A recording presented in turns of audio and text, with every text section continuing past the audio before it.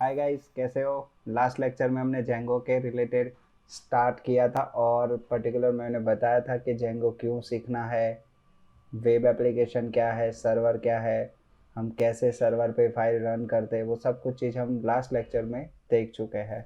Last lecture में मैंने simple सा प्रोजेक्ट सिर्फ रन किया था, पर मैंने उसमें बताया था कि सारी फाइल के रिलेटेड एक एक चीज़ हम इसके नेक्स्ट लेक्चर में सीखेंगे। हाँ, मैं इतना ज़रूर बता दूंगा कि अभी भी आज के लेक्चर में भी जो भी मैं समझाने वाला हूँ, पर्टिकुलर हेलो करके एक प्रोग्राम हम मैन्युअली कस्टमाइजेशन एक पेज बनाने वाले हैं, HTML पेज, और उसको रन करने वाले हैं। पर इसके बावजूद भी जैसे जैसे daily daily daily daily lecture होते जाएंगे, वैसे वैसे ही आपको एक एक फाइल का 100% मीनिंग समझ आता जाएगा। तो मैं तो यही कहना चाहूँगा कि आप बस लेक्चर देखते जाओ और आपको बहुत ही अच्छी तरीके से नॉलेज मिलता जाएगा। तो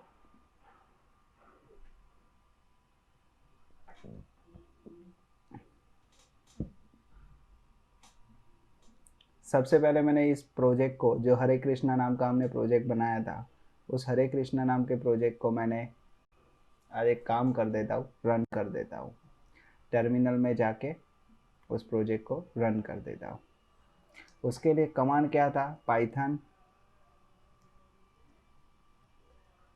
manage.py। तो मैंने बताया था लास्ट लेक्चर में आपको कि हमारा जो ये फोल्डर स्ट्रक्चर है, जो हमारा ये प्रोजेक्ट हम जब क्रिएट करते हैं तब इतनी फाइलें हमें बाय डिफ़ॉल्ट क्रिएट करके ही मिलती है। ठीक है। हरे कृष्णा नाम का जो मेन प्रोजेक्ट है, मतलब वो मेन प्रोजेक्ट का फोल्डर है, उसके अंदर जो हरे कृष्णा फोल्डर है उसको एक्चुअली बोला जाता है एक एप्लीकेशन। मैं आपको बता देना चाहूँगा कि जैसे जैसे हम आगे बढ़ते जाएंगे ना, वैसे वैसे इतनी सारी टाइप की एप्लीकेशंस, ऐप मतलब एक समझ लो ना कि एक मॉड्यूल बोल सकते हो आप। तो वैसे वैसे जैसे जैसे हम आगे बढ़ते जाएंगे ना, वैसे वैसे हम मॉड्यूल को इंपोर्ट करते जाएंगे, इंस्टॉल ऐप्स के अंदर ऐड करते जाएंगे। तो ये जो हरे कृष्णा जो हमने प्रोजेक्ट बनाया ना, उसमें manage.py है, उसके अलावा जो हरे कृष्णा फोल्डर है। हाँ, तो अभी जैसे मैंने बताया आपको कि पर्टिकुलर मैंने जो भी हम जेंगो में प्रोजेक्ट क्रिएट कर रहे हैं उसके अंदर manage.py करके फाइल बाय डिफ़ॉल्ट बन रहा है, प्लस पॉइंट हमें स्ट्रक्चर ये बना कर दे रहा है, बराबर। तो उसमें आपको मैं बता देना चाहता हूँ कि जो हमारा WSGI फाइल है, बराबर, जो कि हमारा सर्वर के रूप में हमारा काम करता है, जो मैंने कल ही आपको दिखाया भी सही, और जो उसका पूरा सेटिंग, और जो manage.py फाइल है उसका भी बाय डिफ़ॉल्ट सेटिंग कौन सा फाइल है, settings.py। मतलब इतना तो आपको पता चल ही गया होगा कि जैसे ही मैं manage.py फाइल को रन कर रहा हूँ, तो वो डेफिनेटली मैं किस पे कर रहा हूँ। देखो, मैं manage.py को सिर्फ इतना जो हम कोर पाइथन में करते थे उतना लिख, manage.py लिख के मैं सिर्फ क्या कर देता हूँ, इतना एंटर कर देता हूँ।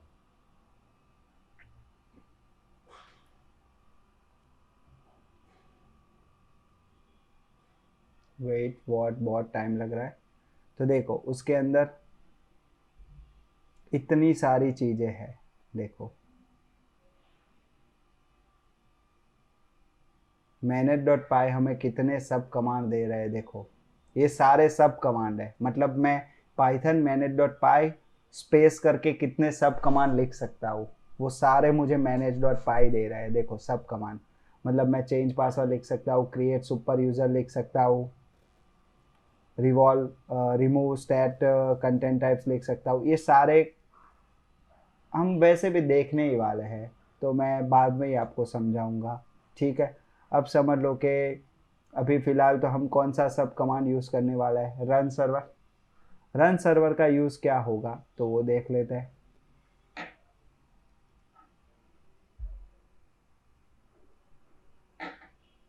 और इसको मैं रन कर देता हूँ।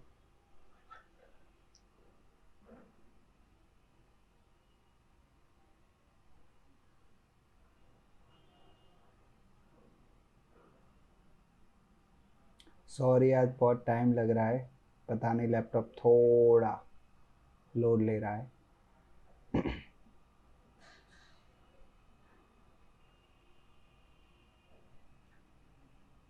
ये हमारा प्रोजेक्ट रन कर हो गया।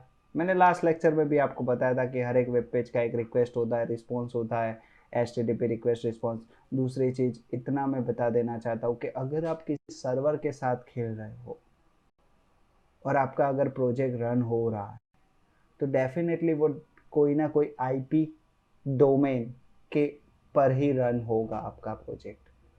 अब समझ लो कि मैंने ये URL इधर पेस्ट कर दी, तो उसमें 8000 क्या है, तो कि 8000 इज अ पोर्ट।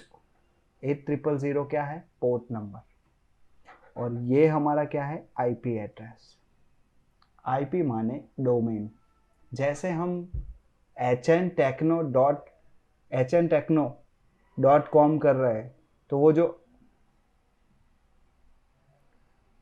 तो मैं जैसे अभी बता रहा था hntechno.com, तो hntechno.com में जो hntechno.com है ना, तो .com तो चलो उसका वो है, ठीक है, हमने कौन सा डोमेन लिया है, पर डोमेन का नाम क्या है, तो क्या hntechno। वो डोमेन हमारा जो उसके बाद का जो डॉट के बाद .com है, .co.in है, .in है, .net है, .org है, .co.in है, तो वो सारे क्या है, पर्टिकुलर उसके हिसाब से हमारा डोमेन वर्क करता है। सपोज के .com है तो वो कॉमर्शियल हो गया, .in है तो वो इंडियन हो गया, .uk है तो UK हो गया। मतलब कहने का पर्पस आप समझ रहे हो। अब मैं आपको बता देना चाहता हूँ कि जैसे ही वो उसकी मैं बात करूँ तो ये जो 127.0.0.1 है तो वो मेरा एक IP है। उसी तरीके से जैसे HN Techno मेरा एक डोमेन है, उसी तरीके से मेरा ये एक IP है। ये 8000 जो है वो 8000 उस IP पे वो पोर्ट चालू होगा। इसी IP पे अगर मैं समझ लो कि अभी इधर मेरा IP चालू है, ठीक है, अब मैं अगर CMD में ओपन करूं, आप ट्राई करना, CMD ओपन करना, उसमें ई ड्राइव में जाना, CD पाइथन बैच फोल्डर में जाना, उसके अंदर CD हरे कृष्णा प्रोजेक्ट के अंदर जाना, उसके बाद उसमें लिखना python manage.py रन सर्वर। जैसे आप एंटर करोगे आपको क्या बोलेगा कि 8000, सीधी बात है, 8000 पोर्ट पर एक प्रोसेस ऑलरेडी चालू है, तो दूसरी प्रोसेस कैसे चालू हो सकती है। आपने कभी देखा होगा कि आप PHP अगर यूज़ कर रहे होगे तो अगर 8080 या MySQL का पोर्ट 03306 एक बार किसी के लिए हो गया अलोकेट, तो उसके बाद उसी IP पे आप दूसरी प्रोसेस नहीं कर सकते। सीधी बात है, पूरे सिस्टम में IP हमारा होता, सॉरी जो पोर्ट होता है वो यूनिक होता है। एक बार अगर आपने किसी को पोर्ट अलोकेट कर दिया तो वही पोर्ट आप दूसरे किसी को अलोकेट नहीं कर सकते हो। अब इतना लिख के मैं रन करता हूँ, जो लास्ट लेक्चर में मैंने इतना रन तो डेफिनेटली किया ही था और आपके सामने इतना आउटपुट आया था। अब ये आउटपुट कैसे आया होगा उसका हम आज एक स्ट्रक्चर समझने वाले हैं जेंगो का। तो देखो, सबसे पहले आपने फाइल कौन सी रन की, manage.py। अब जैसे ही आपने manage.py फाइल रन की है तो उसमें देखो ये मेन मेथड मैंने ये लिखा ही है, if underscore underscore name is equal to main हो तो वो मेन फंक्शन कॉल हो, ठीक है। तो ये मेन फंक्शन हमारा कॉल हो गया, रेडी। जैसे ये मेन फंक्शन कॉल हो रहा है तो उसमें लिखा क्या है वो देखो आप, operating system dot environment set default कौन सा किया है, जेंगो के सेटिंग मॉड्यूल में मैंने क्या पास कर दिया है, हरे कृष्णा डॉट सेटिंग्स। मतलब वो इधर से तुरंत ही कहाँ चाह रहा है, और अगर इसमें कोई एरर आ रहा है, मतलब zengo.core.management import ये जो एग्जीक्यूट फ्रॉम कमांड लाइन जो हमने लिखा और पर्टिकुलर ये जो भी एग्जीक्यूट कर रहा है, अगर इसमें कोई एरर आ रहा है तो देखो वो क्या एरर देगा, कुडा निपॉन जिंगो are you sure it's installed and available on your python path environment variable, did you forgot to activate a virtual environment. मतलब वो क्या कहना चाह रहा है कि समझ लो कि आपने पाइथन का एक प्रोजेक्ट जेंगो का एक प्रोजेक्ट कर दिया क्रिएट। अब समझ लो कि django-admin.py जो था वो हो, या django-admin जो exe फाइल थी, अगर गलती से भी वो ट्रंकेट हो गई, ऐसा भी हो सकता है कि आपने ये प्रोजेक्ट समझ लो कि एक PC में बनाया उस पीसी में आपने CMD में पिप इंस्टॉल डिजेंगो किया, project Django dash admin create project, project का नाम करके प्रोजेक्ट क्रिएट किया। अब आप दूसरे लैपटॉप में उसको कॉपी करके पेस्ट कर रहे हो, उसमें आप लिख रहे हो पाइथन manage.py रन सर्वर। अब उसमें पाइथन सिर्फ इंस्टॉल है, जेंगो इंस्टॉल नहीं है, तो उसको वो चेक तो करने का ना कि नहीं कि भाई जेंगो इंस्टॉल है कि नहीं, समझ आ रहा है कि नहीं आ रहा है। तो वो काम ये कर रहा है, क्योंकि आपने किस लैपटॉप में बनाया, दूसरे लैपटॉप में चेक करे तो ये गलती से भी कुछ एरर ना दे, इसलिए ही इधर ट्राई कैच रखा है। और वो रेज हमने देख ही लिया, रेज का मतलब थ्रो करना एक्सेप्शन, ये नाम का एक्सेप्शन थ्रो करेगा और आपको एक्सेप्शन मतलब वो वहीं से टर्मिनेट कर देगा। अब मतलब settings.py फाइल में जाने की ज़रूरत ही कहाँ है, settings.py फाइल में जाके प्रोजेक्ट रन कब होगा, जब जेंगो इंस्टॉल होगा, सीधी बात है। अब हम जाते हैं इधर से हरे कृष्णा .settings.py फाइल में, चलो हम settings.py फाइल में आ जाते हैं। अब settings.py फाइल में आने के बाद इधर तो बहुत सारी चीज़ें लिखी है, पर मैं आपको बता देना चाहता हूँ कि जेंगो जिसने भी बनाया है थैंक्स अ लॉट, उसको मैं बोलूँगा कि बहुत ही अच्छा बना है।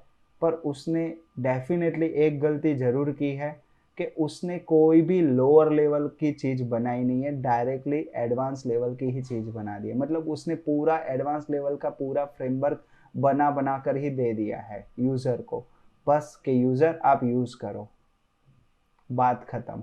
मतलब कोई चीज़ आप मैन्युअली बनाने का कुछ छोड़ा ही नहीं है, पूरी चीज़ कस्टमाइज या वो मतलब उसने खुद ही बना कर दे दी है। अब समझ लो कि कोई भी बंदा ये समझने की कोशिश करे तो उसको पता तो होना चाहिए कि ये सिक्योरिटी क्यू किसके लिए है, बेस डायरेक्टरी किसके लिए है, डिबग ट्रू किसके लिए, अलाउड होस्ट किसके लिए, इंस्टॉल एप्स किसके लिए है, मिडलवेयर किसके लिए है, ये सब कुछ चीज़ किसके लिए है, वो एक एक करके कैसे पता चलेगी।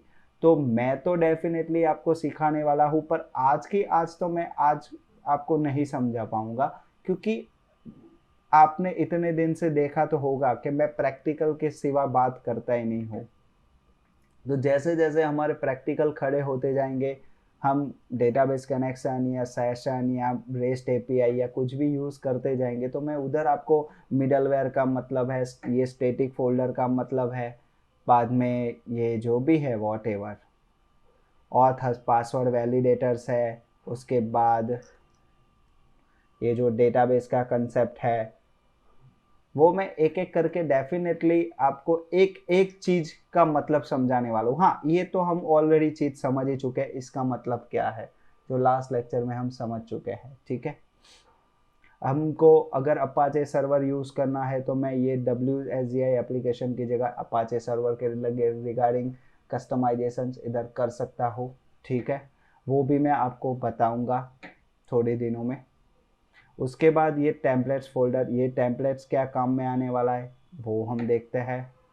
ये रूट यूआरएल कॉन्फ़िग क्या है, मिडलवेयर क्या है, इंस्टॉल एप्स क्या है, वो डेफिनेटली धीरे धीरे आपको पता चलता ही जाएगा। इंस्टॉल एप्स की मैं बात करूँ तो मैंने आपको अब भी बताया कि ये जो हमने हरे कृष्णा नाम का प्रोजेक्ट क्रिएट किया है, उसके अंदर हरे कृष्णा नाम का जो सब फोल्डर है, it's called also app, it's called also app. इसलिए देखो मैंने हरे कृष्णा जो हमारा सब फोल्डर था, वो हरे कृष्णा नाम का जो क्रिएट हुआ वो मैंने मैन्युअली इधर लिख ही दिया। आप सोच लो कि जेंगो हमें कितनी सारी, जैसे ये हरे कृष्ण नाम का जो सब फोल्डर था उसके अंदर ऐसी 3 फाइल थी, settings.py, urls.py, wsgi.py फाइल, जो हमारे प्रोजेक्ट का हरे कृष्णा फोल्डर सब फोल्डर था। तो सोच लो कि ऐसी एप्स हमें जेंगो ऑलरेडी बाय डिफॉल्ट इधर इंपोर्ट करके ही दे रहा है। और ये सारे फोल्डर, जेंगो नाम का एक फोल्डर होगा, उसके अंदर कंट्रीब नाम का फोल्डर होगा, उसके अंदर एडमिन नाम का फोल्डर होगा, उसके अंदर ऑथ नाम का फोल्डर होगा। ये सारी एप्स ऑलरेडी जेंगो हमें, जब हम जेंगो इंस्टॉल करते हैं तब भी क्रिएट हो जाती है, ऑलरेडी बनाकर ही जेंगो हमें प्रोवाइड कर रहा है। उसको हम डायरेक्टली यूज़ करेंगे, कैसे करेंगे वो तो देखते ही जाएंगे आगे। इधर तक क्लियर हो गया होगा आपको। अब मैं आपको बता देना चाहूँगा ये सारी चीज मैं बता रहा हूँ कि आपको एक एक चीज मैं प्रैक्टिकली बताता जाऊंगा। ये बेस डायरेक्टरी का मतलब क्या है, operating system path, directory name, ये जो भी हमारा फाइल एब्सोल्यूट पाथ ले रहा है, ये सारी चीज हम जब इमेज या कुछ भी लेंगे या कोई भी CSS लोड करवाएंगे तब आपको ये सब कुछ चीज पता ऑटोमेटिकली चलती ही जाएगी कि मैं ये क्या कहना चाह रहा हूँ कब का। इंस्टॉल एप्स का मतलब समझ आया और मैंने इधर लिखा भी सही, ठीक है। अब हम बात करते हैं इसकी रूट URL कॉन्फ़िग की। अब मैं आपको बता देना चाहता हूँ कि जब हम manage.py फाइल को रन करते हैं सर्वर पे तो manage.py फाइल हमें कहाँ भेजती है, settings.py फाइल में। settings.py फाइल हमें कहाँ भेजेगी, जो इस रूट URL कॉन्फ़िग नाम के वेरिएबल के अंदर हमने इधर जो लिखा है उस पाई फाइल में हमें भेजेगी। तो इधर मैंने लिखा है हरे कृष्णा .urls, तो हमें वो कहाँ भेजेगी, हरे कृष्णा नाम का जो हमारा सब फोल्डर बना था उसके अंदर जो urls नाम की पाई फाइल होगी उसके ऊपर हमें भेजने वाला है। ये सारा मैं निकाल देता हूँ जो मुझे कोई काम का है नहीं। ओके,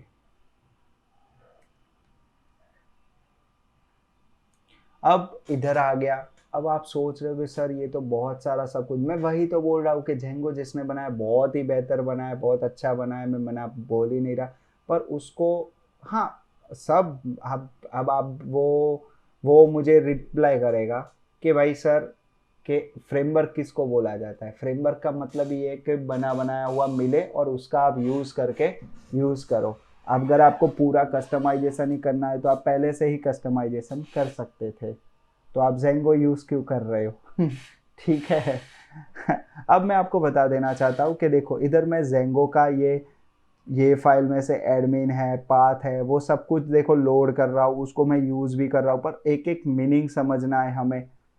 तो चलो settings.py फाइल से इतना तो मैंने इंस्टॉल एप्स का मीनिंग समझाया मैंने कि वो क्या है, एक ऐप्स है। ऐप्स हम दूसरी भी ऐप क्रिएट करने वाले हैं, ऐसे सब फोल्डर और प्रोजेक्ट जैसे बनाते जाएंगे ऐसे तो बहुत सारे हम फोल्डर बनाने वाले हैं और बहुत सारे इकट्ठे भी होने वाले हैं, ठीक है। रूट URL कॉन्फ़िग का मतलब मैंने समझाया, उसके हिसाब से वो हरे कृष्णा फोल्डर के अंदर urls.py के अंदर वो जाता है। वो इधर आने के बाद मैंने इधर एक URL पैटर्न्स नाम का एक वेरिएबल ले लिया है जो है लिस्ट। आपको मैं बता देना चाहता हूँ कि ये एक लिस्ट है, आपको ऐसे लिखा है और अगर आपको पता ना चल रहा हो तो मैं आपको बता देना चाहता हूँ कि इट्स अ लिस्ट। लिस्ट के अंदर ये सारी आर्ग्यूमेंटें पास हो रही है, उसके अंदर हर एक आर्ग्यूमेंट में मैंने क्या पास किया है, पाथ नाम का फंक्शन कॉल किया। अब ये पाथ नाम का फंक्शन क्या काम करता है वो भी एक समझना जरूरी है कि मैं कुछ नहीं लेके आता। देखो मैं कुछ लेके नहीं आया, मतलब स्लैश मैंने कुछ नहीं लिखा है। अब ये कैसे वर्क करता है, URL कैसे वर्क करेगा वो हमें सीखना है। मैं आपको बता देना चाहता हूँ कि अगर आप जेंगो डायरेक्ट सीख रहे हो, कोई भी अब तक आपने कोई MVC फ्रेमवर्क नहीं सीखा है, तो आपको 100% मेरे 3 से 4 वीडियो देखने ही होंगे। मैं तो बोलूँ 5-6 सब वीडियो देखो, मना नहीं कर रहा, पर जब तक आप 3 से 4 वीडियो पूरे नहीं देखोगे तब तक आपको ग्रिप नहीं बैठने वाला। हाँ रट्टा मारो वो बात अलग की बात है, ठीक है। समझ लो कि मैं इधर लिखूँ, आप समझ लो कि कोई भी हम IP या डोमेन मैंने खोल दिया hntechno.com, ठीक है। अब उसके बाद मुझे कोई भी पेज खोलना होता है तो मैं क्या लिखता हूँ, किसी ना किसी पेज का नाम ही तो लिखता हूँ कि मुझे index.php, तो जैसे ही एंटर करूँ तो वो index.php पेज हो जाता है, ठीक है। अगर समझ लो कि मैं xyz.php लिखूँ तो वो xyz.php पेज ओपन कर देता है। तो उसी तरीके से इधर मैं क्या लिखूँ और किस तरीके से वो पेज ओपन करेगा, तो उसके लिए आप समझो कि मैंने लास्ट लेक्चर में भी बताया था, अभी भी बता रहा हूँ कि जेंगो के अंदर एंकर टैग में href में मैं डायरेक्ट किसी पेज का नाम लिखूँ और वो ओपन हो, वो जेंगो में नहीं होने वाला है, क्योंकि जेंगो टोटली सिक्योरिटी दे रहा है हमें, मेंटेन कर रहा है पूरा वेब एप्लीकेशन को सिक्योर, और वो वेल मेंटेन कर रहा है। वो कैसे वेल मेंटेन कर रहा है, तो आज URL से लगा के डेटा से लेके सब कुछ चीज वो सिक्योर करने वाला है। आज समझ लो कि मैंने इधर ये लिखा, ठीक है। अब सोचो मैं ये AQWE लिखा और मैं पेज कोई xyz.html पेज भी रन करवा सकता हूँ, तो आप कोई भी URL बंदा देखेगा तो उसको तो पता ही नहीं चलेगा कि कौन सा प्रोजेक्ट या कौन सा वेब पेज रन हो रहा है। ठीक है, तो देखो इधर अगर मैंने कुछ नहीं पास किया है और मैं जैसे ही एंटर कर रहा हूं तो वो बाय डिफॉल्ट मुझे जेंगो का ये पेज रन करके दे रहा है। ठीक है, अब इधर देखो मैं आया तो इधर मैंने देखा कि सर आप बोल रहे हो कि मैं कुछ नहीं पास कर रहा, तो वो बाय डिफॉल्ट जेंगो का पेज ओपन कर रहा है। ठीक है, पर इधर कुछ ऐसी यूआरएल लिखी है, तो चलो मैं इस यूआरएल को एडमिन स्लैश, मतलब ये एक की वैल्यू, ये वैल्यू है, ये हमारा की है, ये पाथ नाम का एक फंक्शन है। मतलब पाथ नाम के फंक्शन के अंदर की वैल्यू भी नहीं बोल सकता, दो आर्ग्यूमेंट पास करनी होती है। एक पास करनी होती है जो भी हमें एड्रेस रखना है वो, और दूसरा हमें कौन सा फंक्शन कॉल करना है वो। अब आप बोलोगे सर क्या बोल रहे हो, हमारा तो सर चकरा रहा है, तो देखते जाओ और समझते जाओ। समझ लो कि मैंने इधर स्लैश एडमिन लिखा और जैसे ही एंटर किया, अब ये देखो जेंगो पूरा लॉगिन पेज क्रिएट करके दे रहा है। अगर मैं इस लॉगिन पेज में, अगर मैं जो अभी हमने देखे थे ना पाइथन manage.py एंटर किया था, तो उसमें सारे सब कमांड आए थे। उसमें क्रिएट सुपर यूज़र करके एक सब कमांड था। अगर मैं create super user command fire कर दूँ तो, और उसमें यूज़र नेम पासवर्ड डालूँ और इधर मैं वो यूज़र नेम पासवर्ड डालूँ ना, तो उससे मैं लॉगिन करके पूरी एडमिन पैनल भी खोल सकता हूँ। अब आप यार अभी तो यार कुछ पता भी नहीं है और इतना सारा दे रहा है, तो सीधी बात है कि आप क्या कंफ्यूज हो जाओगे। ठीक है, तो आपको अगर स्टार्टिंग या प्रैक्टिस या बहुत अच्छी तरीके से धीरे धीरे जाना है, तो मैं तो यही बताऊंगा कि फिलहाल के लिए ये निकाल ही दो, फिलहाल हमें ये चाहिए ही नहीं। सीधी बात है। प्लस पॉइंट, जब मैं कुछ नहीं डालता, मैंने सिंगल कोट में कुछ नहीं डाला है, तो अब क्या होगा, कौन सा पेज रन होगा, वो मुझे डिसाइड करना होगा वाया कंट्रोलर थ्रू। जो चीज जेंगो हमें बाय डिफॉल्ट प्रोवाइड कर रहा था, उसका कंट्रोल फाइल मतलब एक पाई फाइल है और कुछ है नहीं। ठीक है, पाइथन की फाइल ही बनाने वाला हूँ। ठीक है, पर एमबीसी में उसको हम कंट्रोलर बोलते हैं, इसलिए मैं भी कंट्रोलर बोल रहा हूँ। ठीक है, तो कहने का पर्पज समझ लो कि जब मैंने ये रखा, देखो मैंने कुछ नहीं डाला, अब मैं इधर कुछ नहीं डाल रहा, वो एरर दे रहा है क्योंकि उस जेंगो वाले ने ऐसा सेटअप किया हुआ है कि एडमिन स्लैश लिखो तभी एडमिन पैनल खुले। ठीक है, वो मत नहीं मान रहा है।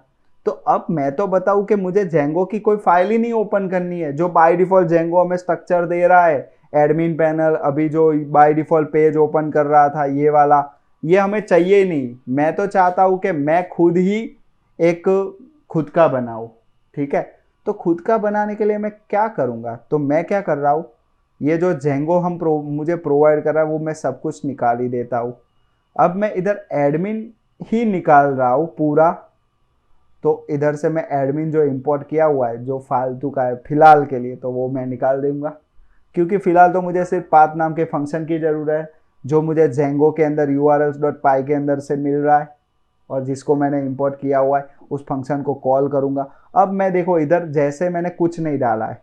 ठीक है, अब समझ लो कि मुझे मैन्युअली कोई पेज ओपन करना है, मुझे खुद का कोई पेज ओपन करना है HTML पेज, तो उसके लिए जेंगो में कैसा कंसेप्ट है कि आप urls.py में आओगे तो वो क्या करेगा, अगर मैं इधर ABC पास कर रहा हूँ, ठीक है ABC, और जैसे ही एंटर करूंगा तो वो क्या करेगा, इधर आके ABC को ढूंढेगा, ABC को ढूंढेगा। अब ABC ढूंढ तो लिया, पर ABC के सामने पेज कौन सा ओपन करना है, तो देखो हमारी URL सिक्योर हो गई, हम डायरेक्टली URL में पेज नहीं डाल रहे हैं, हमें जेंगो क्या कर रहा है, urls.py से कंट्रोलर पे भेज के हमारी HTML फाइल ओपन करवाएगा। तो देखो manage.py से settings.py से मैं बाय डिफॉल्ट कुछ लेके नहीं आया, तो उधर से मुझे कौन सी फाइल रन करनी है, तो उसके लिए मैं एक काम करता हूँ, कंट्रोलर बना देता हूँ कुछ भी, मैं एक कंट्रोल फाइल बना देता हूं।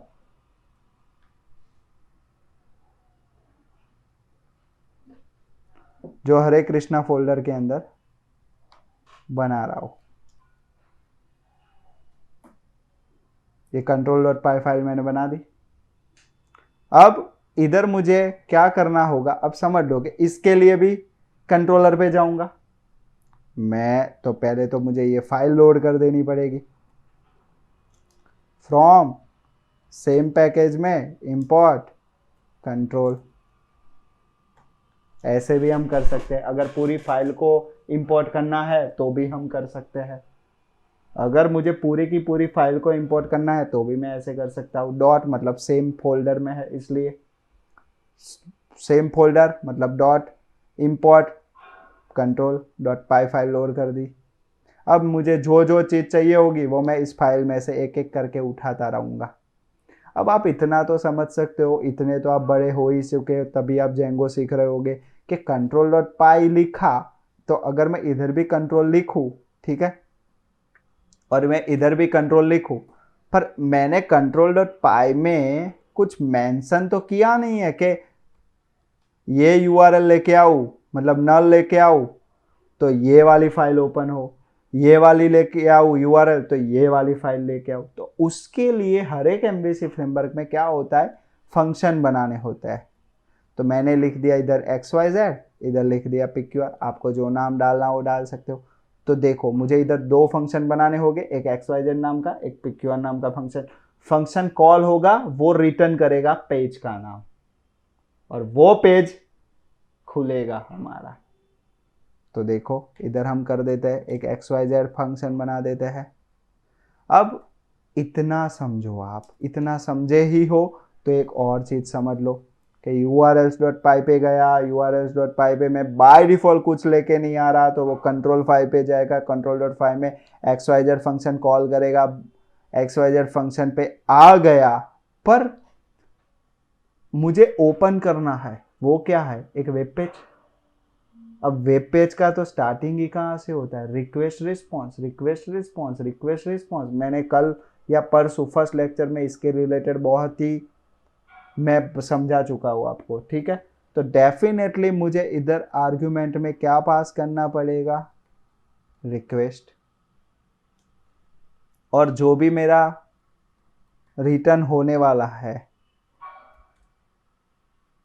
उसके लिए एक फंक्शन है जो रिडायरेक्ट करेगा। मतलब ये तो देखो, ये एक फंक्शन कॉल हुआ, urls.py में आया। तो मैं इधर की बात करूं कि अगर मैं इधर कुछ लेके नहीं आया, कंट्रोलर में गया, कंट्रोलर में वो XYZ फंक्शन को कॉल करेगा, वो कंट्रोलर में आया, XYZ फंक्शन को कॉल करेगा। साथ ही साथ देखो एक सिंपल सी बात समझो, मैं ये रिटर्न ना लिखता, ठीक है, और मैं समझ लो कि a.html लिखता, बराबर। अब ये HTML पेज कहाँ है, पहली चीज वो कहां से ढूंढेगा, कौन सी डायरेक्टरी पे जाएगा। अगर जाएगा तो रिक्वेस्ट तो लेके जाना पड़ेगा ना। एक सिंपल सी बात समझो आप, उस पेज को में रिक्वेस्ट और रिस्पॉन्स तो लेके जाना। हिंट तभी होती है जब उस पेज की रिक्वेस्ट हिंट होती है। आप इतना याद रखो कि किसी भी पेज को आप जब क्लिक करते हो ना, तब उस पेज की रिक्वेस्ट हिंट होती है, तब जाके वो ब्राउजर में हमें रिस्पॉन्स देता है। तो मुझे क्या करना पड़ेगा, रिक्वेस्ट लेके जाना पड़ेगा। तो उसके लिए मैं हमारे यहाँ पाइथन में कौन सा फंक्शन है, रेंडर नाम का। कौन सा नाम, रेंडर। उसमें मैं रिक्वेस्ट लेके जाऊंगा, साथ ही साथ पेज का नाम लेके जाऊंगा, फर्स्ट डॉट HTML लिख देता हूं। अब ये फर्स्ट डॉट HTML मेरा रन होने वाला है, पर पहले तो मुझे ये जो रेंडर फंक्शन है वो कहाँ से आ रहा है, डेफिनेटली इधर इंपोर्ट करना पड़ेगा, ठीक है। हाँ तो ये देखो, अब ये सिंपल सी बात है यार, ये जेंगो हमें प्रोवाइड कर रहा है तो ये दिमाग में हमें रखने की ज़रूरत नहीं है, याद रहे तो ठीक है। बट हाँ, मैं पहले लेक्चर से लास्ट लेक्चर तक इसके हमेशा खिलाफ हूँ। आपको जेंगो सीखो, मैं मना नहीं कर रहा। सिंटैक्स याद रहे तो रखो, ना याद रहे तो कोई बात नहीं। पर आप अगर एडवांस कंसेप्ट सीख रहे हो, आप कोई वेब एप्लीकेशन बड़ा बना रहे हो, तो आप ह्यूज लॉजिक सीखो, ह्यूज कंसेप्ट सीखो, कहाँ से क्या जा रहा है, कहाँ से क्या होगा, आपका लॉजिक पावरफुल करो। सिंटैक्स याद रखने की कोई ज़रूरत नहीं। हाँ, अभी समझ लो कि इधर मैं कब का कर रहा हूँ, किसी को याद रहा हो, किसी को याद ना भी रहा हो, बराबर।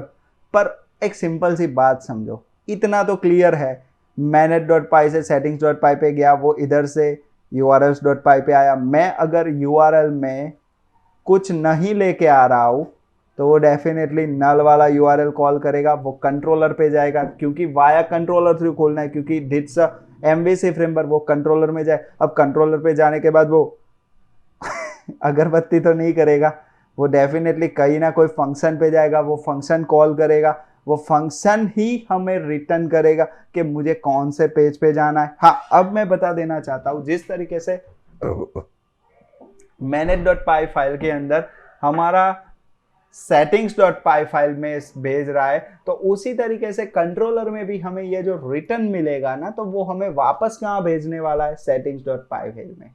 और settings.py फाइल में आने के बाद वो सीधा जाएगा टेम्पलेट्स फोल्डर के अंदर, क्योंकि हमने टेम्पलेट्स फोल्डर के अंदर जो भी टेम्पलेट्स नाम का फोल्डर बनाया होगा, उस टेम्पलेट्स फोल्डर में जाने वाला है। उस टेम्पलेट्स फोल्डर को हम कहाँ बना देते हैं, हरे कृष्णा फोल्डर के अंदर ही बना देते हैं, हरे कृष्णा फोल्डर के बाहर बनाएंगे, वॉट एवर मैं दिखा देता हूँ, क्या फ़र्क पड़ता है। ये first.html फाइल मैंने टेम्पलेट्स फोल्डर के अंदर बना दिया है, इसमें मैंने सिंपल हेलो लिख दिया है। पहले मैं इतना रन कर देता हूँ, उसके बाद वापस मैं इसको समझाने ही वाला हूँ, ये नहीं ज़रूरत है मुझे। ये क्या एरर आ गया है देख लेते हैं हम। ओके, ये देखो, अब सिंपल सी बात समझो, मैंने 2 यूआरएल डाल दिया था गलती से। फिलहाल के लिए इसको कमेंट में डाल देते हैं और हमारा हेलो आउटपुट आ गया। तो देखो, वंस अगेन मैं आपको समझा देता हूँ प्रोजेक्ट का फ्लो कहाँ से क्या जा रहा है। और मैंने अभी आपको बताया, अभी बार बार बता रहा हूँ कि जैसे जैसे आप मेरे डेली लेक्चर्स देखते जाओगे, मैं एक एक चीज़ को बारीकाई से, एक एक चीज़ को कस्टमाइजेशन से समझाता जाऊँगा। सबसे पहले manage.py फाइल, उस पर से settings.py फाइल पे आया, वो इधर ढूंढ रहा है कि मेरा रूट कहाँ है। आज समझ लो कि मैं कोई भी एमवीसी फ्रेमवर्क पढ़ूंगा, तो एमवीसी फ्रेमवर्क में हमेशा वो यूआरएल ढूंढने के लिए, पाथ ढूंढने के लिए, वो हमेशा रूट के ही अंदर जाता है। या सम लैंग्वेजेस के अंदर रूट की फाइल पूरी अलग बनाई जाती है। आज समझ लो कि एंगुलर आप सीखो, नोड सीखो, PHP का लारावेल फ्रेमवर्क सीखो, या पर्टिकुलर कोऑर्डिनेटर फ्रेमवर्क सीखो, जेंगो एडवांस जावा का स्प्रिंग फ्रेमवर्क सीखो, सभी के अंदर ये जो रूट फाइल है वो अलग बनती है, जिसके अंदर ही डिसाइड होता है किसके लिए कौन सी फाइल ओपन की जाए। तो ये हमारा रूट फाइल है, कौन सा, urls.py। वो urls.py पे आ गया, जो हमारा रूट डिरेक्ट करता है, डायरेक्शन डिरेक्ट करता है। हम कुछ नहीं लेके आए हैं, तो वो कंट्रोलर में जाने वाला है। कंट्रोलर के अंदर मैंने by default XYZ function call कर दिया है, जो XYZ फंक्शन कॉल करने जाएगा। इधर आने के बाद वो सीधी बात है, मैंने अभी बताया कि वेब पेज है, वेब पेज के लिए रिक्वेस्ट का और रिस्पॉन्स का जरूरत है, वो रिक्वेस्ट हिंट करेगा। first.html के लिए वो रिक्वेस्ट हिंट कर रहा है, वो वापस इधर आ रहा है।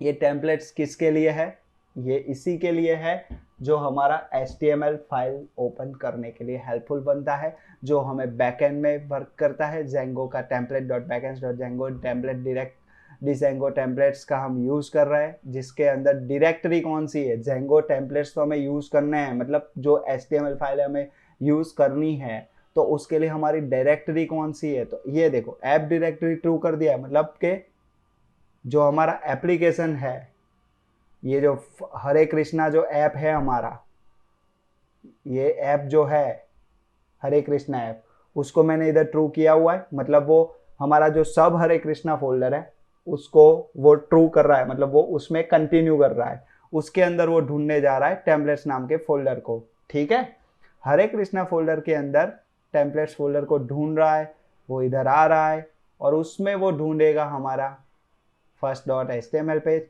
और हमारी फाइल रन हो जाती है। आइए अब एक काम करते हैं, इधर हम कोई सी दूसरे पेज पे जाते हैं।